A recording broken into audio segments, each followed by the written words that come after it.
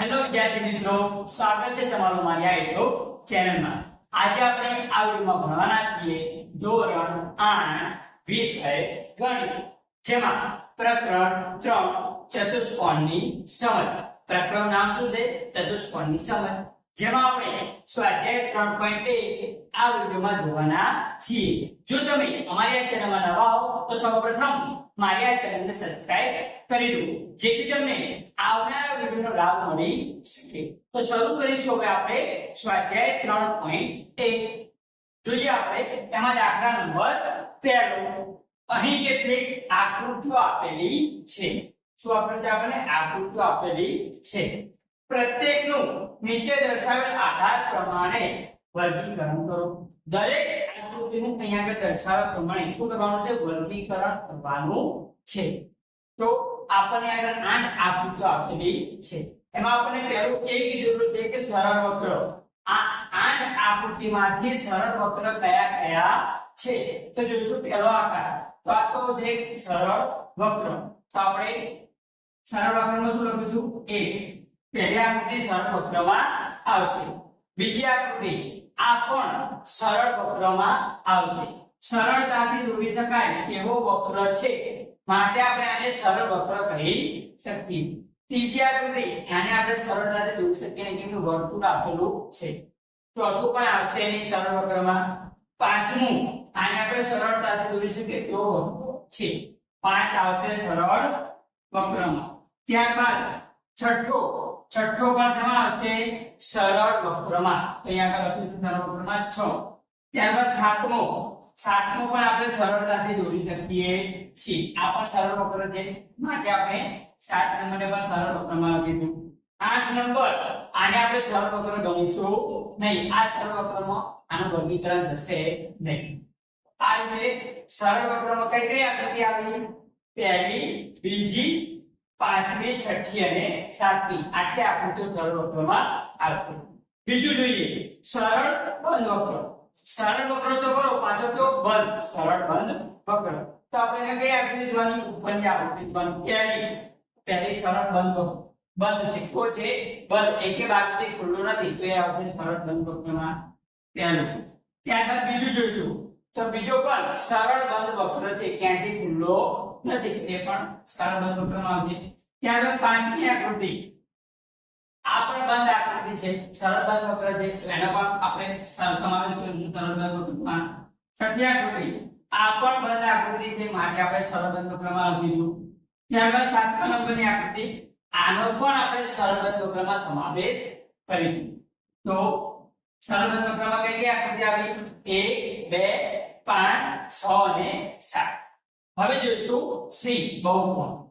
આમાંથી કઈ આકૃતિઓ બહુકોણ આપેલી છે? બહુકોણ એટલે કે જેમાં બે કરતા વધારે ખૂણા હોય તેને શું કહેવાય?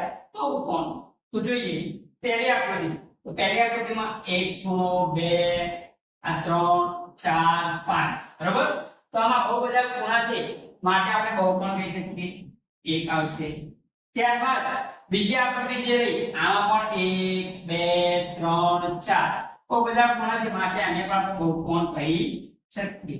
ત્યારબાદ ત્રીજી આકૃતિ આમાં તો કોઈ ખૂણો નથી. વર્તુળ ગોળમાં એક ખૂણો હોય નહીં, તો આને બહુકોણ કહેવાય. ચોથું આને આપણે બહુકોણમાં ગણશું નહીં. બરાબર? ત્યારબાદ પાંચમી આકૃતિ આમાં પણ એક ખૂણો નથી. છઠ્ઠી આકૃતિ આમાં પણ એક ખૂણો નથી. સાતમીમાં બહારની બાજુ એક ખૂણો છે, એને ગણાશે નહીં. આઠમીમાં પણ ખૂણો નથી. તે બહુકોણમાં ફક્ત બે જ આકૃતિ, પહેલી અને બીજી આવશે. ત્યારબાદ જોઈશું ડી બહિર્મુખ બહુકોણ. એટલે કે એવો બહુકોણ કે જેમાં બહારની બાજુ ખૂણા હોય. કેવા હોય? બહારની બાજુ ખૂણા હોય. તો પહેલું જોઈએ આપણે. તો પહેલું જે રહ્યું તે દેખીએ તો બધા ખૂણા જો આ ખૂણો કઈ થાય છે? અંદર. અને આને આપણે અંતઃઅમુખ બહુકોણ કહીશું. શું કહીશું? અંતઃઅમુખ બહુકોણ. કેમ કે આ જે ખૂણો રહ્યો એ અંદરની બાજુ છે. કઈ બાજુ છે? અંદરની બાજુ, માટે આને આપણે અંતઃઅમુખ બહુકોણ કહીશું. બીજી આકૃતિ. તો બીજી આકૃતિમાં બધા ખૂણા બહારની સાઈડ. કઈ બાજુ છે? બહારની સાઈડ, માટે આને આપણે બહિર્મુખ બહુકોણ કહીશું. તો એમાં આવશે 2 નંબરની આકૃતિ. ફક્ત બે બહુકોણ છે, એટલે બીજી જે આકૃતિ છે એ બહિર્મુખ બહુકોણમાં આવશે. ઈ અંતઃઅમુખ બહુકોણ. પાંચમ બહુકોણમાં આપણે શું લઈશું તો પહેલી આકૃતિ જેમાં અંદરનો ખૂણો આપેલો છે તેમાં આપણે લખીશું a. આ રીતે આપણે દાખલા નંબર 1 જોઈશું હવે આપણે દાખલા નંબર 2. નિયમિત બહુકોણ એટલે શું? આપણે આગળ નિયમિત બહુકોણની વ્યાખ્યા આપવાની છે. એવા નિયમિત બહુકોણના નામ આપો જેમાં 3 બાજુ હોય, 4 બાજુ હોય અને 6 બાજુ હોય. આવા નિયમિત બહુકોણના આપણે નામ આપવાના છે. તો સૌથી પહેલા શું કરીશું? નિયમિત બહુકોણની વ્યાખ્યા લખીશું. તો નિયમિત બહુકોણની વ્યાખ્યા થશે કે સમાન ખૂણા અને સમાન બાજુ ધરાવતા બહુકોણને નિયમિત બહુકોણ કહેવાય. નિયમિત બહુકોણ કહેવાય.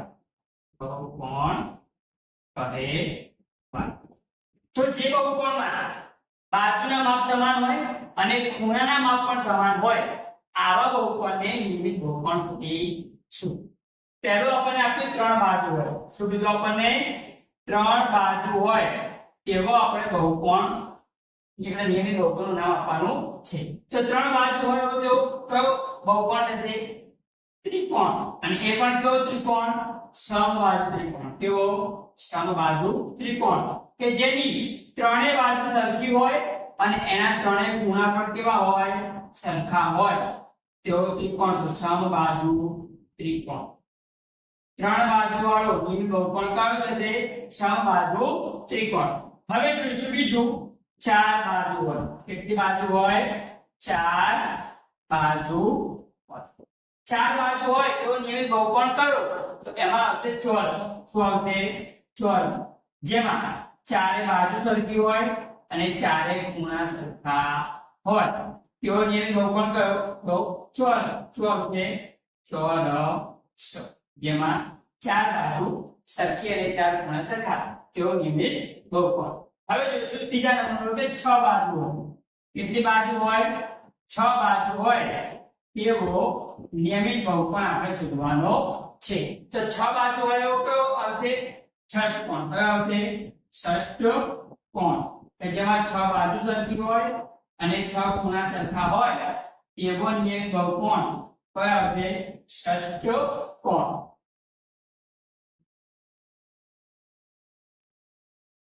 ષષ્ઠકોણ આવશે. આ રીતે આપણે દાખલા નંબર 2 નું સોલ્યુશન જોયું અને અહીં આગળ સ્વાધ્યાય 3.1 પૂર્ણ થાય છે. જો તમને વિડિયો ગમ્યો હોય તો વિડિયોને લાઈક કરો, આ વિડિયો તમારા મિત્રોને શેર કરો અને મારી આ ચેનલને સબસ્ક્રાઇબ કરો જેથી તમને આવનારા વિડિયોનો લાભ મળી શકે. ધન્યવાદ.